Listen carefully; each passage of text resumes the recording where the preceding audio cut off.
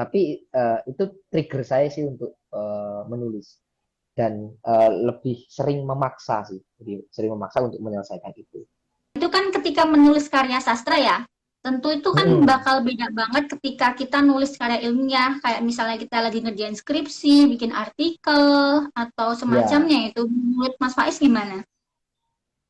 iya. Ini mungkin subjektif saya ya. Menulis karya ilmiah itu sebenarnya gini. Menurut saya ya, menulis karya ilmiah itu menurut saya jauh lebih mudah, Mbak, ketimbang menulis karya sastra yang sifatnya sangat imajiner. Karena apa? Karena satu begini, kalau kita mau nulis karya ilmiah, kita sudah tahu kita sudah tahu stepnya gitu misalnya. Saya mau melakukan penelitian ini. Jadi kita tahu begini.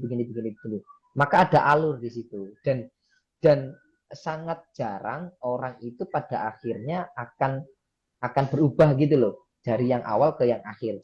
Jadi tulisan ilmiah yang biar tidak terasa boring gitu, itu makanya saya kalau sama mahasiswa saya Mbak itu sering kali nyuruh teman-teman itu untuk baca novel.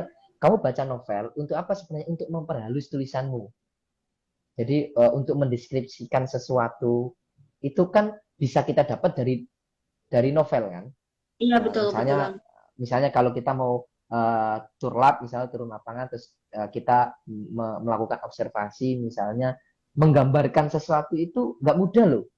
Nah kita bisa kalau kita sering baca novel maka kita akan punya banyak kosakata tuh. Dulu kita di Antrop itu kan etnografi itu kan sangat sangat ini ya sangat sangat enak kalau kita baca beda dengan Iya, karya ilmiah yang lain kan. Dan itu kan kekuatannya kan ada di pada deskripsi itu sih kalau saya sih gitu. benar kan.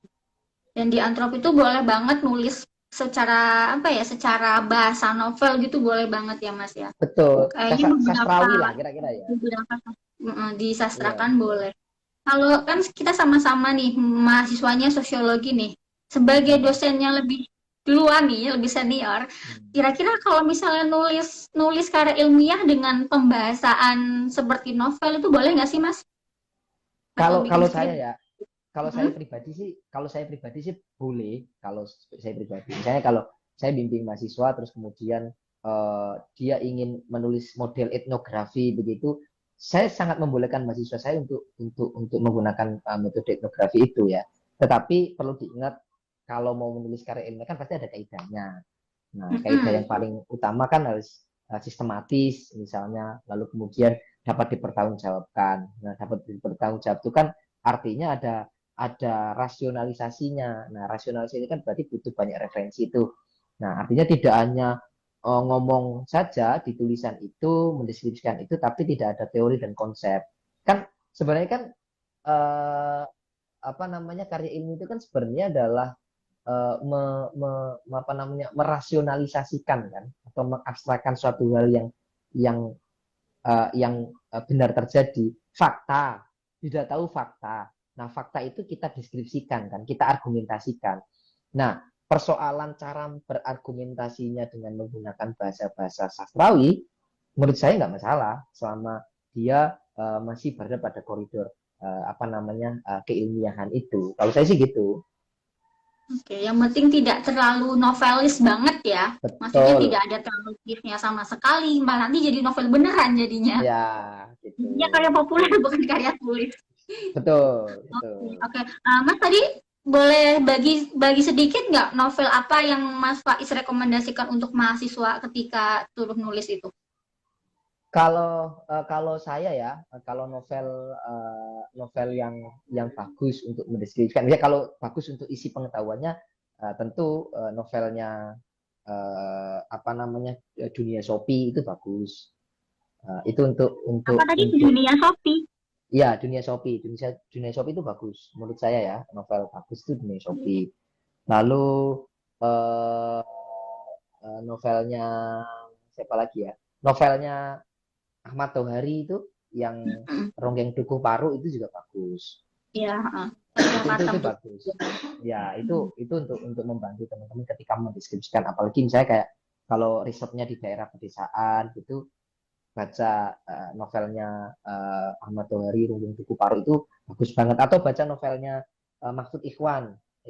apa namanya, kambing dan hujan misalnya. Itu bagus kambing banget. dan ikan. Ya, itu untuk mendeskripsikan ya.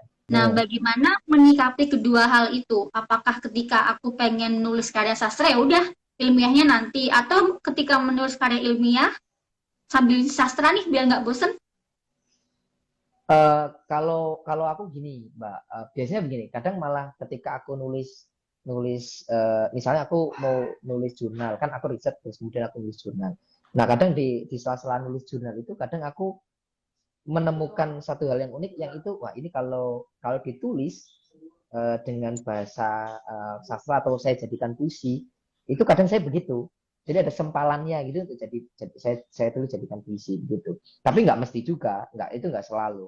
Hanya di kasus-kasus tertentu saja atau hanya di apa ya, momen-momen tertentu saja saya melakukan itu. Tapi jarang saya dari puisi terus kemudian saya punya ide kalau puisi ini terus kembangkan jadi karya ilmiah, itu jarang. Tapi kalau dari karya ilmiah lalu kemudian ada satu momen itu saya tulis jadi puisi, itu pernah begitu gitu. Lebih enak Jadi ya.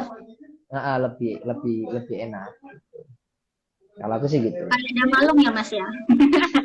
Iya, tapi kan di antara keduanya karya sastra dan karya ilmiah itu kan memang dia punya karakteristik yang berbeda. Tapi pada dasarnya kan muaranya sama ya. Kalau kita mau menuliskan dua karya tersebut, mau karya sastra maupun karya ilmiah, itu kita harus kita harus banyak baca sih sebenarnya, Mbak. Mm-mm. Kita di dua-duanya itu kita nggak mungkin bisa menulis karya ilmiah yang baik atau karya sastra yang baik itu jika referensi kita sedikit.